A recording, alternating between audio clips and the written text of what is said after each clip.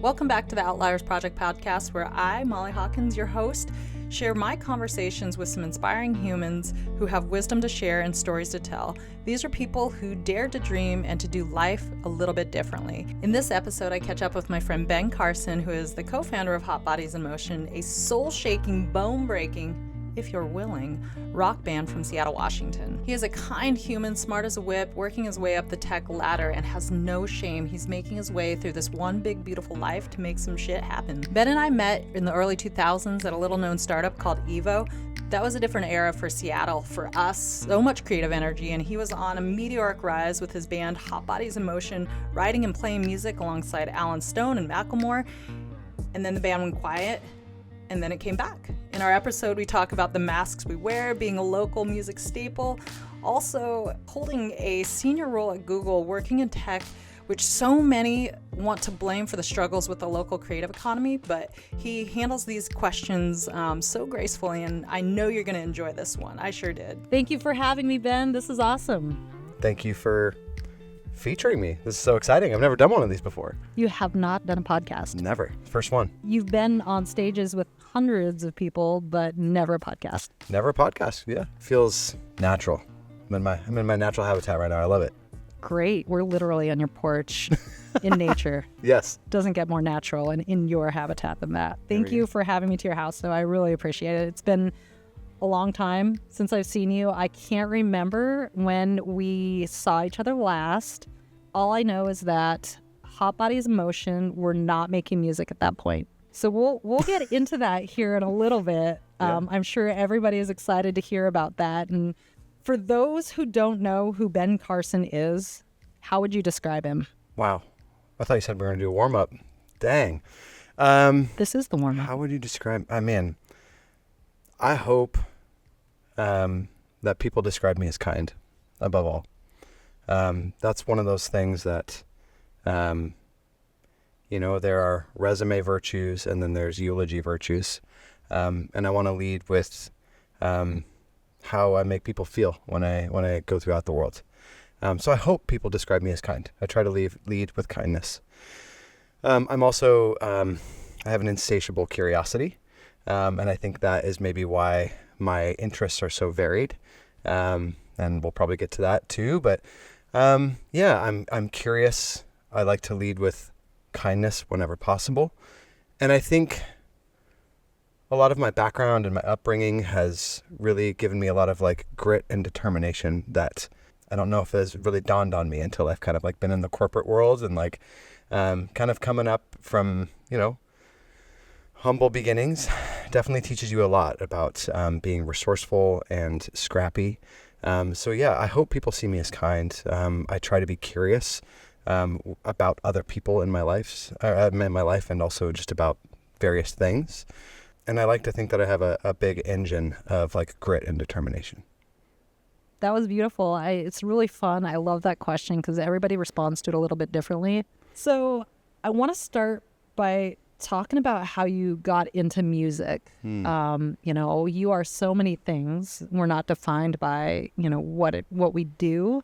But I'm curious, not being a musician myself, I consider myself a creative, that fire always comes from somewhere. And I'm really interested in hearing, where that came from.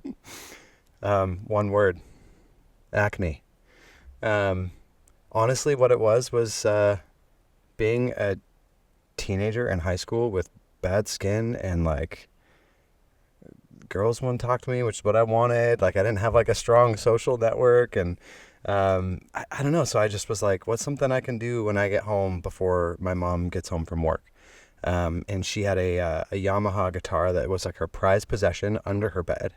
And I would get home from school or before she would get home from work, and I would sneak that guitar out from under her bed. And I remember listening to Ben Harper. That was the first song I learned on guitar. And when I say learned, I mean just listen to the song and try and match the notes that I heard on my mom's guitar. And that was the beginning of it for me. I wasn't supposed to be listening to Ben Harper in the first place because he wasn't a Christian artist. And I wasn't supposed to be touching her guitar. But I did both those things without her knowledge until the secret eventually came out. And I was able to, get my parents' permission as long as I kept it confined to the church. So that's where I had my first musical outlet was like in the church. Wow. And did they support your musical interests? And did you take classes? How did you really develop? Great question. No, I never took classes. One of 6 kids. I was number 5 of 6, so not a lot of resources were left. So not a lot of specialty classes or training, none of that. So all of it was ear to begin with.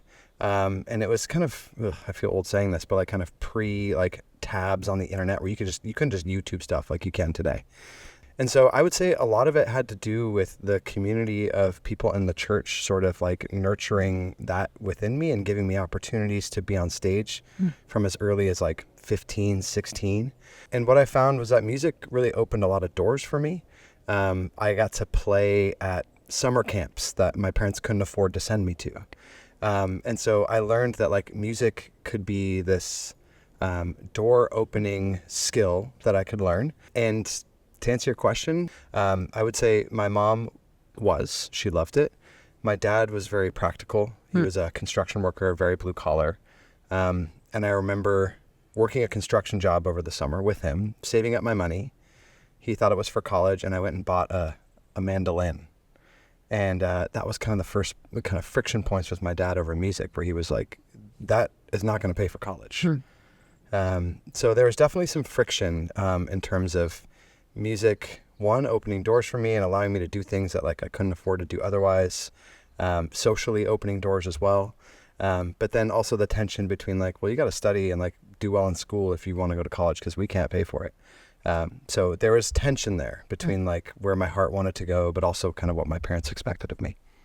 Wow, thanks for sharing that. I'm curious what the music was like early on. Was it a lot of just playing other songs, or were you creating your own music at that age? I was creating my own music. And I met a really good friend he lives in Washington. He lives in Port Angeles today.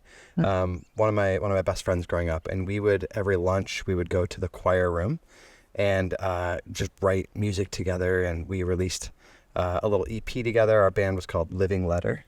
Yeah, kind of a low-key biblical reference, but, we've grown out of that. But yeah, no, we wrote like, just like love songs is basically what it was. How did you know how to write? Like, you said you didn't go to school, you didn't take classes. Like, how'd you learn to write? Did you just like follow your heart, just follow patterns you saw in other music? Honestly, it was learning chords and like basic strong like song composition and structure like from the church. Also, surrounding yourself with people who are better than you always is a good strategy. Same with skiing. When you're chasing people, like you're getting better. And so I learned from the people around me, whether it was like kind of my mentors in the church or one of my best friends. Also just listening to music. At the time, I was still secretly listening to non-Christian music. Yeah. What else were you listening to? I'm curious. Oh man. At the time, this is like really, okay, this is bad. My parents used to actually check to make sure that I was listening to Christian music. Oh, wow. So this was like when cassette tapes were still a thing. I think they are today. But I would take the cassette tapes, and when my parents were home, I would record over the radio on the cassette tape. So it would be like Jesus Compilation Volume 2. Brilliant. But then on it would be like all of the top 40 from Z100. Just because I felt so out of the loop in my like public high school, and like, I didn't know who the cool bands were. So at the time, it was all 90s R&B. Like I loved that stuff. So 90s R&B, and then obviously that morphed into like the early 2000s John Mayer singer-songwriter stuff. Okay. Jason Mraz was like a huge early influence for me. So I just loved the white boy singer-songwriter stuff, It was bright. It was positive. Yeah. Kind of adjacent to Christian music. Yes, definitely. So that's kind of how it all started. Wow. I had no idea about that. Wow. Yeah, they were pretty intense. Now, did you have an exodus? Did you fall out of love with the church? Like, what happened? Or you just got pulled into other things that were more priorities for you? Yeah. I would say, kind of following that thread, I went into college, went to Seattle Pacific University, which is a private liberal arts college. And joke's on my dad, because I did get a partial music scholarship that paid for about half of my tuition there. So even though he said it's not going to pay for school, actually, Dad, it did. So, so I got a partial music scholarship at SPU. and went from that like straight into the church scene again. And I thought I was like the next big like worship pastor, right? And so I started doing that like as a job right out of college. Was doing like worship sessions for different churches around the Seattle area. And doing that, you get exposed to the business side of the church really quickly, where there's literally people like dumping offering baskets of cash, and you're just like, and by the way, I'm not getting paid anything or like much at all. A lot of it was just like ministry, which means free service. So, and I don't want to disparage religion or Christianity. Much of my family is still involved in that. And I think there's a lot of beautiful community. And the church has really rallied around my mom when she's recovering from surgery and bringing her meals. So I'm not one of those people that's like anti-religion.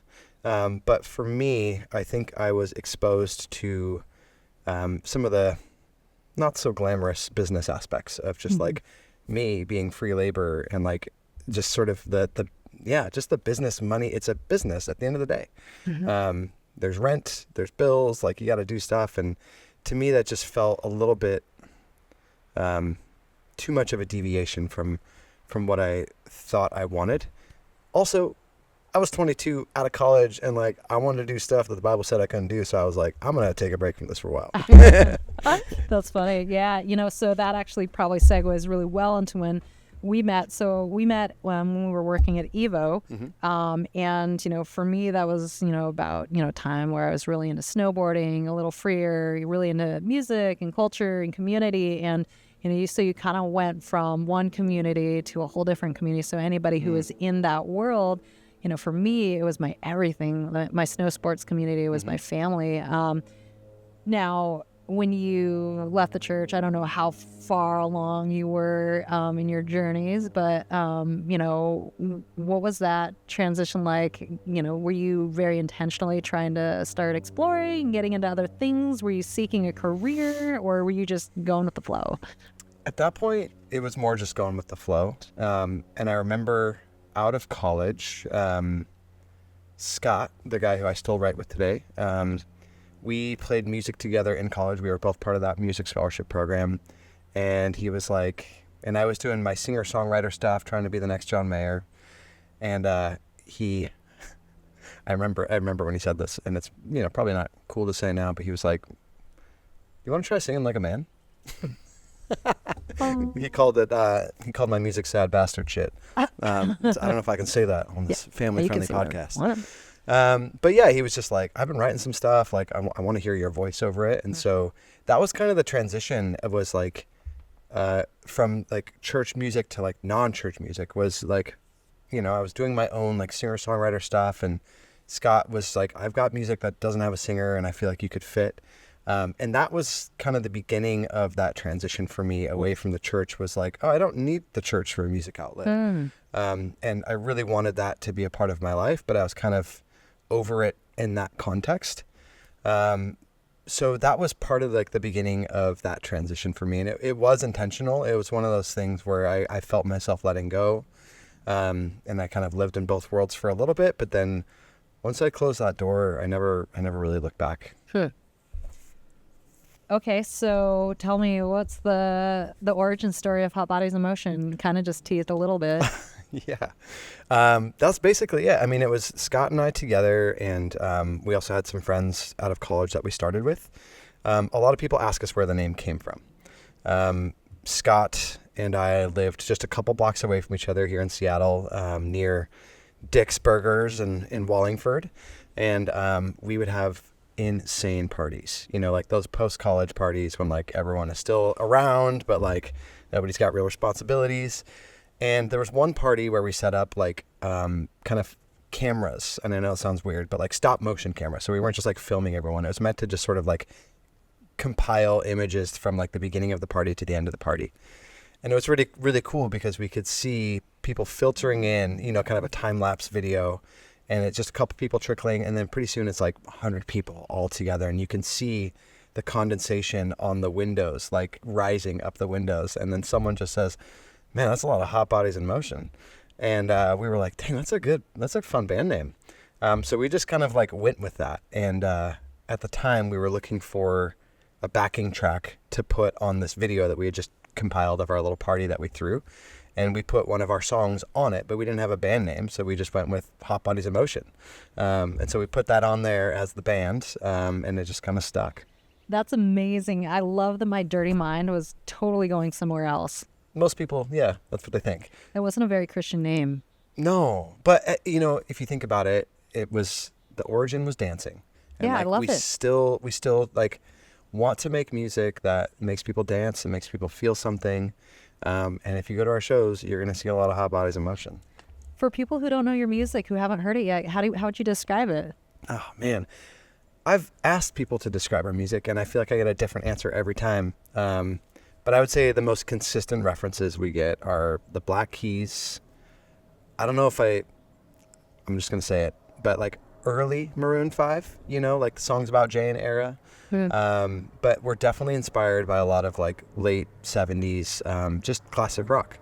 And one thing that is core to our identity is we play everything ourselves. We don't do backing tracks. We don't do auto-tune, anything like that. We really want it to be connected and grounded in like the human experience. And so when you come to a show, there will be no backing tracks. It will be just musicians like playing live, and that's how we want it to be. So talk about your early kind of emergence. What was going on in the music scene in Seattle then? I feel like it's a very different time now, and obviously we were all younger. But what was it like? Because you hadn't really played at that level, that kind of music, and on those kind of stages. Talk about your meteoric rise. Meteoric rise, yeah. So we got lucky, like a lot of people did, and we first just like booked a show in Fremont at this place called Toast. It's now Red Star Taco. It's not even a music venue anymore. And we kind of rode that like post-college like wave where we had just friends in the city that we could just invite to a show. And it just so happened that one of those friends was a keyboardist for Alan Stone. So he came to our first show ever, and he was like, "Oh, you guys got to play with like my band," and his band at the time was Alan Stone. And so we went from like our first show to like opening for Alan Stone. Like that was pretty good. And Alan Stone at this point was still nobody, but fun little connection point. Our first show ever with Alan Stone, him and I were just making small talk, and we found out that his older brother used to be my youth pastor in Salem, Oregon. So we like the first time we met, he was like, "Salem, Oregon, like my brother's a pastor down there." And I was like, "Alan Stone, is your brother Kenny Stone?" He's like, "Whoa, dude, I just met you." So like from like day one, Alan and I like just like we're like, okay, we already have history. This is wild. So we played several shows with Alan Stone because we just had such a great like chemistry of our two bands. There's more there, but I feel like I've been talking a lot. Should I keep going? That's your job. That's what you're here for. Okay. So then from there, in terms of coming up in the music scene, if you remember, like Seattle hip hop was just starting to like pop off. Yeah, like the Blue Scholars. Blue Scholars, Common Market. Yeah. Macklemore was starting to make a name for himself. Gabriel Teodros. I have so many great like artists from that era that I love to this day. J5. Yes, dude. Yeah. But the Seattle scene in particular was popping off. And I remember Alan was like, "Hey, do you guys want to play at my album release?" And we're like, "At the Crocodile." Yes, to your point, like kind of going like ratcheting it up the stakes to playing bigger and bigger stages. So we did. And at the time, our bass player was writing for Macklemore. And he was like, "Hey, like, I think I can get Macklemore to come out and do a feature with us." So we were writing this song for Macklemore at the time. And the song is called Neon Cathedrals. And so we were like writing that song, and we're like, "Hey, he's going to come to the Crocodile and perform it live with us." Keep in mind, we were opening for Alan Stone. He was pissed that like, we were not pissed, but he was just like, "Hold up, you come up to my album release and you bring Macklemore as a guest performer." Like he wasn't actually upset, but he was like, "Yo, you guys like brought it today." But this is where one of those like sliding doors moments. While I was having that conversation with Alan Stone, our bass player was backstage at the Crocodile having a disagreement with Ryan Lewis about the credit for the song. And basically our bass player was trying to advocate that like we should be getting more credit. And he was like, "No, like this is a Macklemore song. You guys are lucky to be on it." And it got to the point, and this was at the Crocodile show, Alan Stone is performing and they're like arguing backstage. And it got to the point in the argument where Ryan Lewis goes, fine, we're just going to do it with this guy instead. We'll rewrite the song. So on the Grammy-winning Macklemore album, The Heist, we were supposed to be the backing band on Neon Cathedrals. And Alan Stone is now the backing vocals for that instead. And it goes back to that night in the Crocodile. So that was the time I was almost on a Grammy-winning record. Wow. I have so many questions. Is this public knowledge? Yeah. Okay. Yeah. All right. I'm sad for you, but also you have your path and you've done well for yourself. So Not only is it public knowledge, you can go find our version with Macklemore on YouTube. Oh, you so can. You can hear the old version of Neon Cathedral. Would you ever did you try to take legal action, or is that not a... No. We Appropriate. just kicked our bass player out of the band. Oh, okay. Okay. And then that's when we met Tyler Carroll, who was Alan Stone's old bass player and is today the Jonas Brothers bass player. So much incest in the industry. Yeah, just we're all friends. Just want to make music. Wow. Man, that is an incredible story. I've known you so long. I've probably known you 20 years now, and I feel like I'm just learning so much right now. Wow, this is great. Yeah. Okay. So along the way, you're at Evo. You're kind of getting into the e-commerce marketing world, and so we've worked together a couple times at different points between Evo and then with Pow Inc. and so adjacent to Hot Bodies in Motion evolving, your career's evolving in the background. Can you kind of talk about what leads up to Hot Bodies in Motion, if you're willing to share? Like, why'd you guys go dark? Yeah, great question. And it was definitely a major inflection point in my life. We were actually doing quite well at the time. Obviously, we're playing bigger and bigger stages, playing with Macklemore, Alan Stone. We're like, oh my gosh, are we the next big band out of Seattle? That's kind of the trajectory we thought we were on. We had just done written a song on spec for a major motion picture. Got to go walk the red carpet for a Hollywood film premiere. So we were like, this is happening. We were on a movie soundtrack. Got to go meet all these I met Justin Bieber and Selena Gomez at this after party, and it was okay, this is happening for us. We started to get label interest, and with that came touring contracts and things like that. So at the time, our guitar player Scott was not sure he wanted to commit to a life of touring. So he kind of expressed some hesitation, and then the label at the time backed out, and then we just kind of interpersonally fell apart because I felt like his decision. In my mind, I was like, this is everything we've worked for. Just sign the paper and we're there.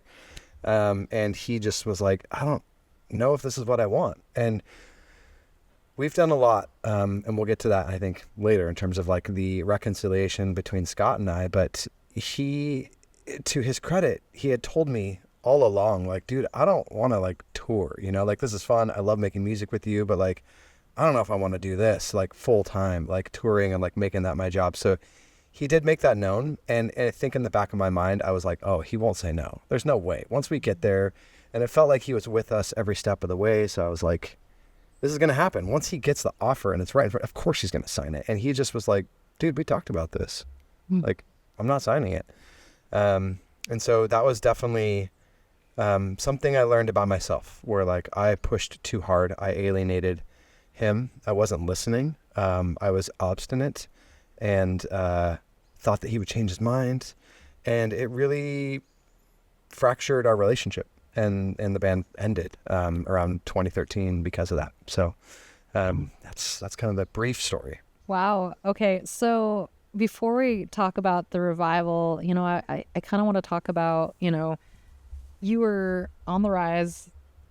It seems like a very classic, band music story. Right. I don't know. I have questions why you didn't just find somebody new, and why didn't you just keep going? But before we talk about the revival and kind of what happened there, the Seattle music scene, it seemed like once upon a time it was a lot easier maybe to kind of make a living at music or have kind of a side hustle or just be creative in a place like Seattle. And things have changed. I hear this a lot from all kinds of different creatives, but musicians, the venue landscape has changed, the economics in the city have changed. Definitely. Can you talk a little bit about the music economy before and where it's at now, and what now that you're making music again, is it much harder? Is it different? There's always been that tension of cities grow and they change. And as much as you don't want that to be the case, like that's part of living in a city. I hope that there's always space for the arts and that we create that space. And I don't know how well Seattle is adapting, but I think better than other places where I've spent a lot of time. And I'm not going to name specific cities, but there are other large tech cities out there that have not fared so well or have not cared for the art scene as well. From my perspective, it was more or less like we never left. I will say it's a little frustrating how much falls on the bands. It's like you do everything. You package the bills. You promote the shows. The venues don't do anything, at least to my knowledge. We pay for the poster. We pay for social promo. So it's like, it is not a great landscape for people to make money. Luckily, that's not what we're in it for. But the economics for making music are challenging, and I would argue they always have been. What was really encouraging to me was that people still come out to shows. And in fact, I've had people tell me that going out to shows means more than it did 10 years ago. It's like, I need community. I need to feel something. I want to be in a room full of people that are just having a great time. And that community and connection is needed more than ever. But I do think that, it's always been challenging to make it in a city as a musician. That's why the starving artist stereotype is real, that hasn't changed. But I do think Seattle does a better job than most other big cities. And the music scene and community is so supportive and just full of great people. So I don't know. I feel like the state of the Seattle music scene is pretty healthy. Favorite venue? To play or see a show? Play. To play. I there's something about Numos for me. I love it. Favorite venue to go see a show? Probably still Numos, actually. I see you. Yeah. I don't know. There's something about that scene on Capitol Hill and the mural on the side. It's just I just love it. You said it a second ago. You called Seattle a tech city. Is Seattle a tech city? Totally is. Yeah. So with all this money pouring into the city, and the dynamic changing, is there anything that you think that, with all these resources and this change, we could do to support our musicians? It's a really good question. Maybe be conscious of development, make sure to create space, make space, investments in, venues, arts. I mean, absolutely. Obviously we need more housing generally. That's one. I do know that there are things out there, and this is what I mean by Seattle doing actually a pretty good job. It sounds silly, but dedicated artist parking in front of venues. There are artist only grant-based rehearsal spaces that you can apply for. Same with artist-based housing. I know that exists. What I know is that it's super competitive and hard to come by, and so increasing those resources would mean a lot. Also, all ages venues are so important. Kids need space to get out and have fun and interact with music and live music. And I have nieces and nephews that really want to come see me play that can't. Making sure that we're investing in the next generation of musicians and providing that access to live concerts, but also expanding the resources that I know are there around access to affordable rehearsal space, affordable housing for artists, and little things I know the Chamber of Commerce funds these music festivals and things, and making sure that bands get at least a healthy payout. I'm sorry, but $400 doesn't cover it anymore. That barely covers gas and food and stuff to get there. It's so those budgets that are dictated by the city actually do find their way into artists' hands. And so that's been a lifeline for us as we've been restarting our band, is like those kind of guaranteed payout shows. A lot of them come from city-based things like the Bite of Seattle or Bothell Block Party. They're all funded by like schools or the city. So that's what I mean by like, I think Seattle does get a pretty strong grade in that regard. Doesn't mean it's easy for people that are pursuing it full time. So you kind of touched on it a little bit. So, one big conversation is the festivals, right? There's a heyday. It seems like the dynamic of music festivals has changed. But, what do you think about, a lot of them are funded by cities or tourism, and a lot of them are private as well. But, should they be booking more local talent? It's a kind of a balance, right? Because it's the big artists, touring artists really do draw folks, but you support your local music economy by bringing in the local musicians as well. Yes. And I'm such a homer, but like, yeah, Seattle does that. And I would say, well, I'm a little bummed we didn't get on Block Party. But like when I looked at the list, I saw a ton of great local bands that I knew that deserved to be there. Mm-hmm. Some of them are very like new. And I'm like, what an amazing opportunity. Mm-hmm. We recently played with Sister Swimmer, an amazing artist in Seattle. And she played Block Party last year. And like, that was very early. It might've been like her 4th or 5th show. So like they are, I got to give credit to Evan, the booker at Block Party and Numos and Bumper Shoot. I think day in, day out as well, if they're still around. But he does a good job of like scouting local artists and providing those opportunities at Block Party, at Bumper Shoot. Did you shout out Numos because you're trying to butter them up? Oh, no. I don't need to butter them up. We play there all the time. But no, I mean, yeah. Evan, if you're listening, book us. Yeah, I think that we do have several music festivals that are locals only for the most part. Not only, but like, there's the Fisherman's Village in Everett. There's the Ballard Seafood Fest. There's so many opportunities for local bands to get on festival bills that I think we're doing a pretty good job there. So I want to do a little bit of a pivot. Great. You ready? I'm ready. Okay, so we're still talking about music, but we're going to start transitioning into AI and tech. Let's go. So is the internet helping musicians? That's a really good question. There's so many different angles you could take in how you answer that. I'm going to say yes, but like... I mean, it's complex, right? It's extremely complex. Is it a net positive? No. Like when you add and subtract the positives and the negatives, like it probably ends up being neutral or if not a little worse. But there's no denying that like the ability to access music from anywhere in the world has never been easier.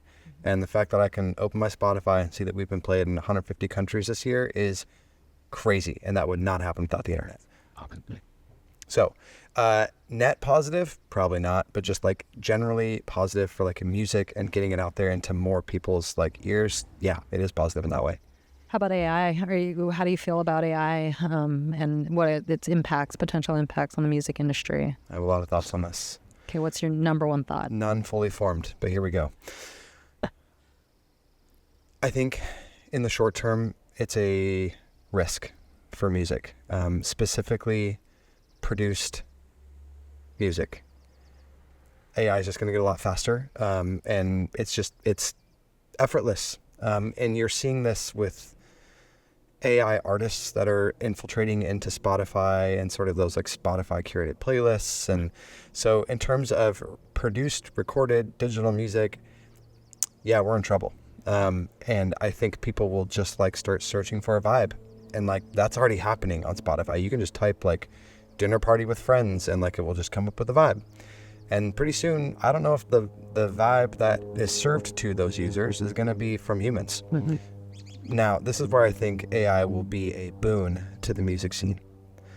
I am a middle-aged man playing music, learning instruments still in my old age because I believe that skill will be in high demand. I think as music production becomes more digital and more AI influenced, the impetus to pick up an instrument will naturally decrease. And I think the demand for consuming music in a live setting will stay the same, if not increase. I feel like as AI permeates our lives, that desire for human connection that I was talking about earlier, people just want to go to shows, they want to be around humans, that is not going to go away. And so I'm betting on the long-term future of like human ingenuity and human like creative expression. And the final product, the digital audio piece, AI is going to be all over that, but the actual performance and like seeing it live, which is why we don't use any technology, it's all raw, it's all human, is because we're betting on that future. I love your optimism. I mean, this whole conversation has been beautiful. It's like there's this tension, but you see the potential, and you're much like me. I see the potential in everything, and it can be a blessing and a curse, but I appreciate it a lot. A lot of people see tech as a villain in this story, and so I want to start pivoting to you. You're inside of it. You literally work for Google. Yes, the internet factory. Can we talk about that? What's your take, man? You are, if LinkedIn is up to date, you are the senior account executive of travel. You were with the finance and technology team. You were the interim head of industry. What does that even mean, right? You've done some shit and you're in tech deep. How did you land at Google, and did you even plan for a tech career? And what are you doing? What does your day-to-day look like, man? Yeah. Molly, I feel like you served this one up because you are at the intersection of my career transition. And actually, I was just telling someone about this the other day who was here. I'll go back to not signing that record deal briefly. And I remember that moment of like, this sounds harsh, but like I had a thought that's just like, okay, now I'm just a loser that works at a ski shop. Like, I'm not going to like walk the red carpet in Hollywood. I'm not potentially signing a record deal. I'm not going to be this like touring musician. Now I just like work at Evo. Great job, don't get me wrong, but like that's it. And I felt I'd spent the last 5 years out of college trying this thing that ended up just evaporated, and I had nothing to show for it. And so it was one of those inflection points of like, okay, I'm out of step with my peers. I'm working with a lot of folks who are younger than me. I'm making a very minimum wage, and it was barely enough to live on. I lived with 6 roommates at the time, biking to work because I didn't have a car. It was brutal. And going back to community and friendship and opening doors for others, kind of like people did for me when I was a kid. You were one of those people that opened a door for me and provided me an opportunity outside of Evo to go and work in the outdoor industry directly. And that was kind of my first exposure to like digital marketing and building websites. And like, obviously I knew I was adjacent to that world, but you were the first person to give me like a shot. And that was the door that opened for me, and I just took it. And because I didn't have the band anymore to just like obsess over, I became the best I could at like building websites, like Google Analytics and Google paid search. Like I just wanted to be the best at what I was doing at that time. And I didn't have music. And so I spent a lot of time in the outdoors and really connected with nature during that time. That kind of became my like sanctuary, and then pouring all of my effort into retooling my skill set in kind of digital tools. At the time, it's because I needed an economic prospect, and I felt like this industry was nascent and nobody was a professional in digital marketing because it was such a new thing. Mm-hmm. And so I saw an opportunity to like become an expert in something because you couldn't find someone with 5 years of experience in an industry that's only been around for 3. So I was like, this is my opportunity to get in the ground floor on something that I think is going to be big. And so, one connection, you turned into another connection that ultimately ended up getting a foot in the door at Microsoft, doing, Google ads for Microsoft. And then that ended up leading me to Google directly. But I remember when I was going down this pathway of retooling my skill set. And I don't know if you've seen that movie, The Internship, with like Vince Vaughn, and like, but he has that moment where he's like, wait, what if I just worked for this company? I learned all about Google Analytics and Google Ads and like building websites through free Google courses and Google tools. And so when I was retooling, I was like, man, it'd be so cool to work at this company that just democratized advertising as an industry. You couldn't break into it like you could before this like digital advertising era. So at the time I had a pretty like high regard for Google as a company because it provided me with tools that completely changed my career trajectory for free. It was literally like, if you just want to invest time, here's everything you need to know about how our stuff works. Like, go do it. And I did it. And I was like, this company is amazing. I have a feeling that won't be what we talk about later. So I want to get that part out there now that like, Google is really important to me because it gave me tools and you gave me access.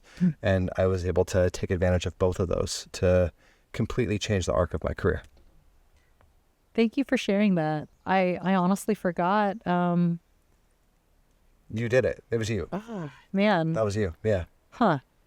But you did it because you actually ran with it. So you can lead a horse to water, right? Yeah. There's a quote I really like. Fortune favors the prepared mind. Oh, that's better than the horse and water one. Well, but just like everyone benefits from luck. People that get to a certain like echelon in their career or whatever, there's always luck involved. But I think there are other people who have luck that aren't in a place to capitalize on it, or they're not ready. So you need to be doing that work behind the scenes so that when luck happens, you are ready to take advantage. And I think that was it for me. Do you think your creative background made you better at your job, or your grit, your pathway? Did it prepare you for this? 100%. The bootstrapped grit and determination, absolutely. The pushing through adversity, the late nights, the creativity, absolutely. Being a frontman, like I could own a corporate boardroom. And I didn't realize that those skills were so transferable, but like I'm a showman. And I didn't realize that until I got into like corporate boardrooms and I could command the attention of a room like I could command the attention of a stage. And that opened more doors for me internally in the corporate world. So absolutely, like creativity plays a role in my problem solving and how I think about narratives. Like I'm a writer too. Like I write the lyrics for these songs and I think about narrative arcs. I'm going into a meeting with a bunch of high-level executives. I've got 30 minutes. I'm going to plan that I'm going to have 5, just in case. And so thinking creatively about the room that I'm in and using the skills that I've developed on a stage to command a boardroom definitely opened my eyes in terms of like why it's important to have a diverse skill set. Now, I'm not trying to put you on blast or anything, but do you ever feel like a sellout? All the time. Yeah. No, I may have a joke with my friends that like Real Big Fish is playing in my head right now. Yeah, I feel like a sellout all the time. And I've told my friends like working at Google is like the least rock and roll thing I could possibly do. But your story is so beautiful. And, now we're not going to get right back into the revival yet. But I mean, it's without that, likely we wouldn't be here maybe, right? 100%. And I wouldn't have the freedom and the luxury to play music without the concern about the bottom line or like if I'm being honest, it's a money losing enterprise. But it's something that gives me a lot of love and joy. So yeah, to your point, like it has provided me the resources, that I need to pursue that without fear. What do I mean by that? It's like, I have a personal opinion, and a lot of people have asked me this. Can I make it in a music career while I'm also working a full-time job? I've thought a lot about this, and I think the answer is no. That's a hot take. It's a hot take. And it happens, right? It happens. I think Leon Bridges was waiting tables when his song like blew up and he literally walked out of the restaurant that day. It happens. But I think the reality is that like you need to be so committed on that goal that there is no backup plan, that you're just like, this is it. Not pursuing music as like the goal, which is like, we have to make it, definitely makes it less likely that we're going to make it. But it also removes all that pressure, all that tension between Scott and I of just like, we got to make it, dude. Like, we're here. Like, this is what we've worked for. All that shit is gone. And like, that's like part of what the reconciliation is like, we both are like secure in our careers and who we are. If something were to happen, we don't need a label to pay for things. And so many bands get preyed upon because they need money. And like, we don't. We can just sit back, make music at our own pace, play shows we want to play, do the things we want to do. If someone approaches us, we could be like, what do you offer us? So it's like, it puts us in a position of power, and it removes all of that tension of like, we got to make it, man. And it just becomes about like, what do we want to do? What do we want to write? Like, let's do the things that are fun. Hell yeah, I love it.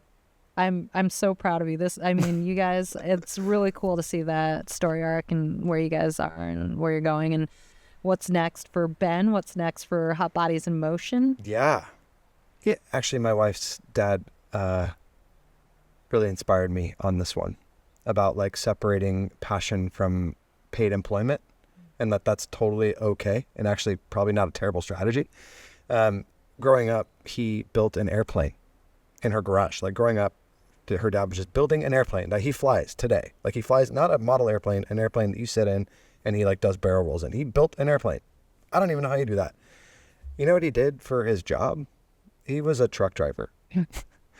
This guy was a welder, an electrical engineer, a pilot. He could have done all of those jobs, and he chose to drive trucks. And I was like, walk me through that process. And he was like, yeah, I love flying. I love welding. I love I love all that stuff. I love making things.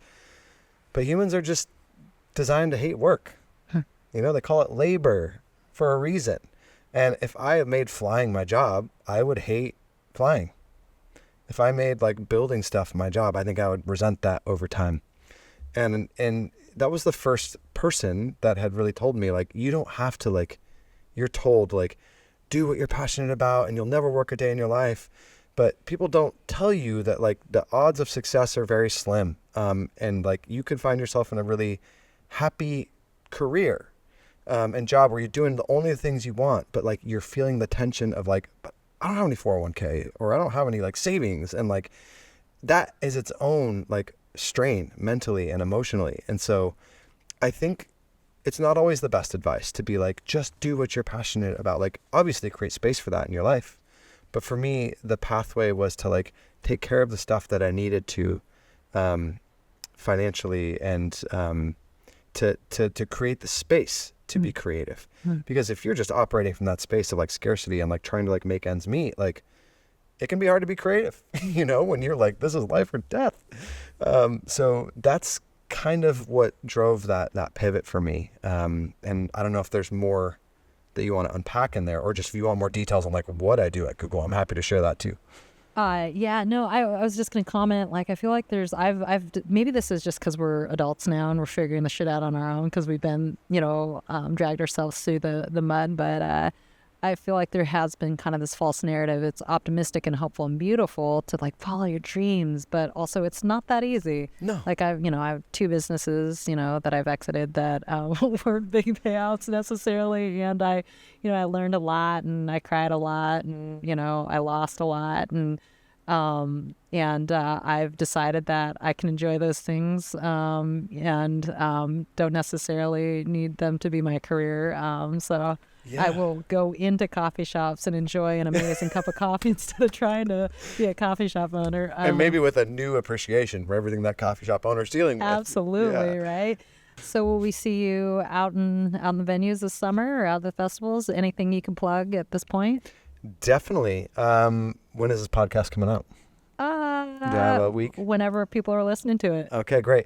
March. No, not March. May 15th. At Baba Yaga, we're playing there. Oh, hell yeah. I've never played there. I'm really excited. I was talking to Ryan about getting him on the pod. Oh, that'd be awesome. Mm-hmm. That guy's got some stories. Mm-hmm. Great beard as well. Incredible beard. Mm-hmm. Always been jealous. But other than that, nothing on the books. Okay. Really more focused on just, we have a lot of great stuff that we're recording that will get released. We know that much. And we just are trying to like navigate work and life to like get that stuff done. Oh yeah, I love it. I love the pace. I love your vibe. After hearing kind of what music means to you, it's like a kind of like a sacred, safe space, and why force it? It absolutely is. It brings people together, and I love after shows when people come up to me and just tell me like the role my music has played in their lives, like. There was in their wedding, or like they met their significant other at a show of ours 10 years ago. Now they're married, coming back to a show. And it's just like, you just reminded that like music is such an incredible force that transcends our understanding. And like, I'm somebody who's pretty like quant oriented. I love numbers. I like analytics. Like I'm a pretty like nerdy guy. And this is why music is so alluring to me, because we don't have a framework of understanding as to why I can play a song and someone can cry from it. We don't know like what is happening there. And I think that's so magical and so special. So the word you used of like sacred, like it really does feel that way for me. And not just because of like the church context, but it is really something that I feel like transcends our traditional framework of knowledge and understanding. It's something that's just really like deeply innate to who we are as human beings, that just feels completely tethered to who we are. And to your AI question, I don't think that will ever go away. You are so articulate. The way you just described that was beautiful. I was going to make a joke that AI will help us quantify that at some point, I'm sure. I didn't want to ruin your beautiful moment, but you brought it back to AI. There you go. Did it for you. Okay, so starting to get cold out here, It's and cold. I really wish the camera was pointing that way because it's beautiful over there. I'll take a photo and share it with everybody. But before we go, I wanted to see if you had any wisdom or advice that you would share with musicians or creatives, or even, someone on a journey trying to figure out what they're doing with their life. You already shared one really great quote, but, what is your big takeaway from the last, decade? That's such a great question. In terms of musicians out there, listen to each other and be kind. And I know I said that at the beginning of this podcast, but like, if you just take care of people, people will take care of you. I genuinely believe that. And so if you're out there trying to be someone who's creative, someone who's trying to start a band, someone who's trying to be an artist, you are nothing without your community. And if you are an asshole, no one is going to want to open doors for you. And so the best creative advice I could have for people is to be a good person, to be kind, be involved in the community in which you want to be a part of. And doors will open. That's the best advice I have there. What are you listening to right now? That's such a great question. I was just looking at the Capitol Hill Block Party lineup, and to my dismay, we were not on it, but whatever. But I was reminded of like some of my favorite bands in this moment right now are Parcels. They're the best like band, like just straight up, like just drums, guitar, bass, keyboards, vocals. Like it's like 5 guys singing in harmony, and it's just unbelievable. A little bit more further afield is this British band called Night Tapes. It's like classic Grimes, like in her like her peak era, pre-Elon era. But it's just got this really cool kind of like washed out, like spacey vibe that I really like. So those are kind of my top 2. Hell yeah, thank you. I will check them out. I haven't heard of either of them, so that's great. Okay, and then last question for you. In your mind, what does being an outlier mean? I mean, there's a true definition from a data perspective. Nerd. I know. I went and looked at your previous outliers, and I tried to think at like what the through line is. And an outlier, someone or something that doesn't fit the mold, or something that, or someone or something that refuses to be boxed in. kind of going back to like music. Music is an outlier in the human experience. Oh. We don't really know what's going on there. You know, what's going on in a musician's brain when they're playing, what's going on in the listener's brain when they're crying because of it. You know, not everyone crying, but, you know, like that's happened to me at a show and I'm like, what's happening? And so it's something that transcends our understanding. Why is that plot on the graph out there? I don't know. It's an outlier. We don't have another explanation for it. So it's literally something that like transcends our understanding, and that is music. Amazing. Thank you so much for joining me and having me into your home and sharing your wisdom and your story. This was beautiful. Thank you, Ben. Thank you for having me. Yeah.